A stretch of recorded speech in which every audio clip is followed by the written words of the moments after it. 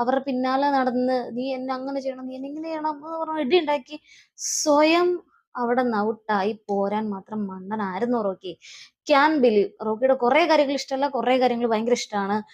Rocky പെണ്ണുങ്ങളുടെ അടുത്തോട്ട് ചാടിക്കേറി വരുന്നതും തുപ്പലം നിർപ്പിക്കുന്നതും എനിക്ക് ഇഷ്ടമല്ല പേഴ്സണലി. പക്ഷേ റോക്കി പറയുന്ന പല കാര്യം ഇന്നത്തെ ആ ദിവസം ഈ സംഭവങ്ങളൊക്കെ നടക്കുമ്പം കുറെ കാര്യങ്ങളിൽ ന്യായം റോക്കിയുടെ ഭാഗത്തായിരുന്നു. Except this punch. ആ പഞ്ചിലെല്ലാം പോയി. സിജോയുടെ മുഖം നീര് വെച്ചു, ഷേപ്പ് മാറി, ഒരു തുള്ളി വെള്ളം ഇറക്കാൻ പോലും പറ്റുന്നില്ല.